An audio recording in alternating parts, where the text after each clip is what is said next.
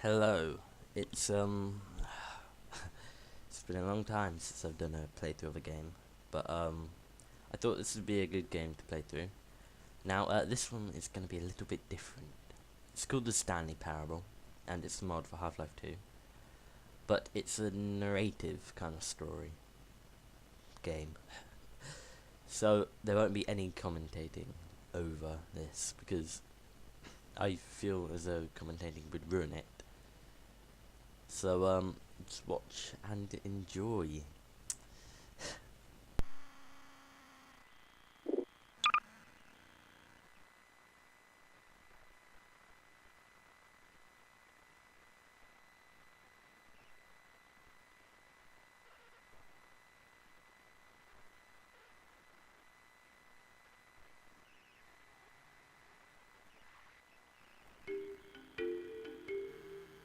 This is the story of a man named Stanley. Stanley worked for a company in a big building where he was employee number 427. Employee number 427's job was simple. He sat at his desk in room 427 and he pushed buttons on a keyboard. Orders came to him through a monitor next to his desk, telling him what buttons to push, how long to push them, and in what order. This is what employee 427 did every day of every month of every year. And although others might have considered it soul-rending, Stanley relished every moment that the orders came in, as though he had been made exactly for this job. And Stanley was happy.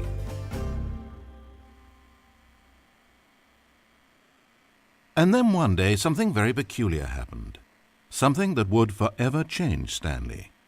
Something he would never quite forget. He had been at his desk for nearly an hour when he realized that not one single order had arrived on a monitor for him to follow. No one had showed up to give him instructions, call a meeting, or even say hi. Never in all his years at the company had this happened, this complete isolation. Something was very clearly wrong. Shocked, frozen solid, Stanley found himself unable to move for the longest time. But as he came to his wits and regained his senses, he got up from his desk and walked out into the hallway.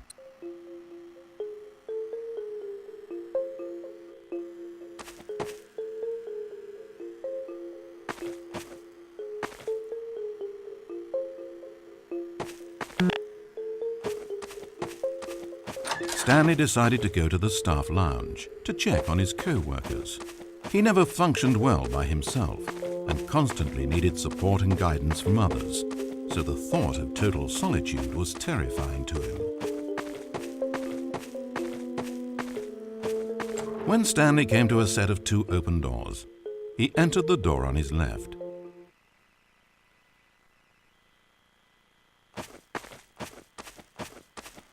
This was not the correct way to the employee lounge, and Stanley knew it perfectly well.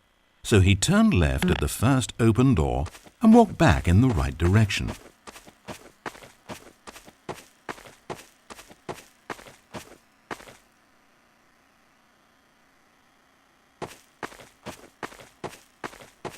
Stanley was so bad at following directions, it's incredible he wasn't fired years ago. Maybe this is why everyone had left. No one wanted to be around someone as bad at listening as him. And since he was walking into the middle of nowhere and thus ruining the entire story, Stanley decided that he would punish himself. So when he came to the elevator and the doors opened, he stepped inside and pushed the button to go up.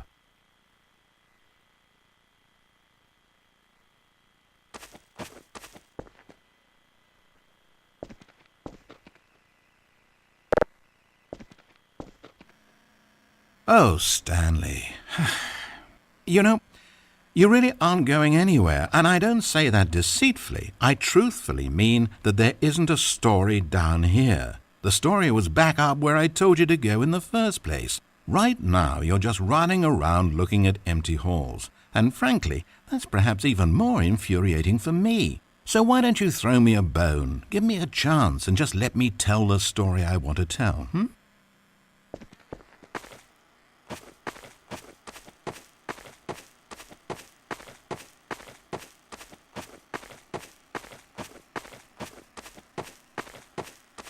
Now listen carefully. This is important. Stanley walked through the red door.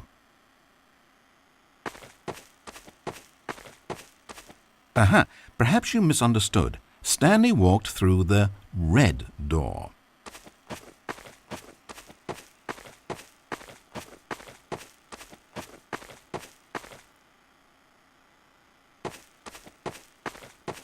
I still don't think we're communicating properly. Stanley walked through the red door.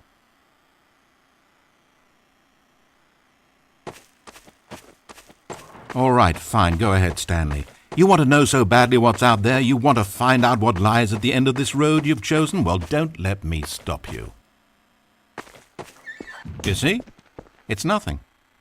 No one's even built this section of the map because you were never supposed to be here in the first place. It's just a bunch of skybox and dev wall textures. That's it. Is this what you were looking for? Was it worth ruining the story I'd written out for you? I put a lot of time into that, and now well, here you are now, just looking at nothing.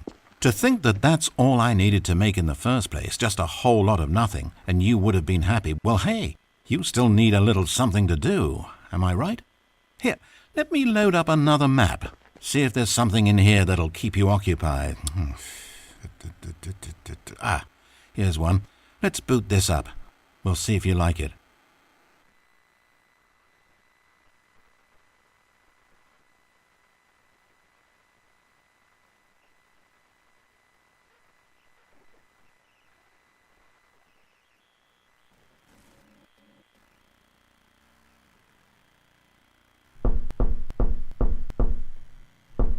Well, Stanley, is this any better?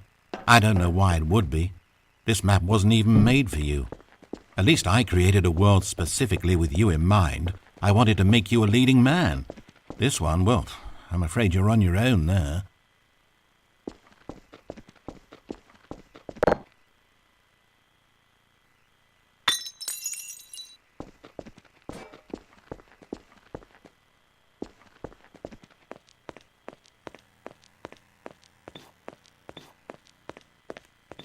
Stanley was fat and ugly and really, really stupid. He probably only got his job because of a family connection. That's how stupid he is. That, or with drug money. Also, Stanley is addicted to drugs and hookers.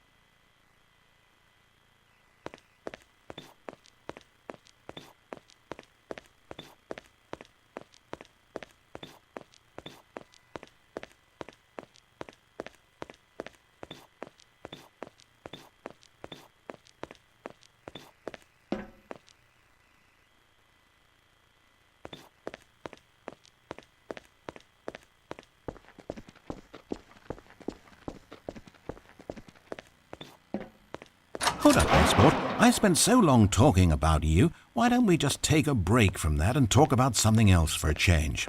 Let's see. Well, according to Wikipedia, more than 90% of the night sharks caught off northeastern Brazil contain mercury concentrations higher than that considered safe by the local government.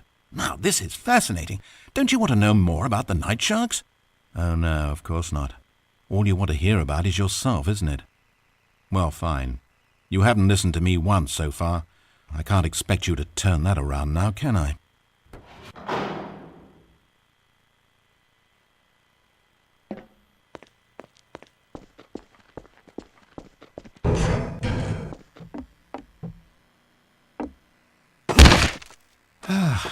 Is this the end of the line? I don't suppose this was a particularly fulfilling experience for you, considering not a single art aspect in this map was created with you in mind. But hey, you're a creative kid. I bet you can come up with a story about this place and why you're in it. And while you're doing that, why don't you think up an ending too? Because you certainly won't find one here. I'm afraid that's the long and short of it. This room and these walls are all you get. Maybe the story ends when you decide you can't live in this futuristic science fiction dystopia world, and you gallantly commit suicide. Or maybe you stand in this spot for all of eternity to guide and greet other travelers like yourself who pass this way. Or maybe you just get bored and you quit the game. Heck, anything's an ending if that's where you stop playing. But whatever ending you write for yourself, Stanley, you won't have my help. You turned your back on me, and now I do the same to you. So, good luck. I think you'll need it. And I sincerely hope that everyone lives happily ever after.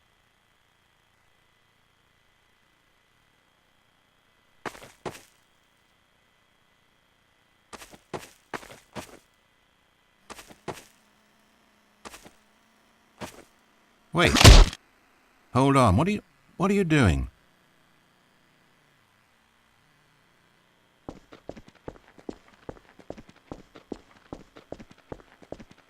Stanley, don't do that. I can't follow you there. I can't help you.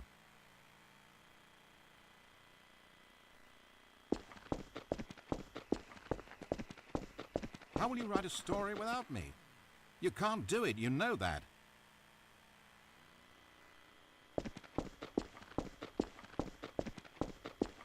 Stanley, come back. We still have so much to do.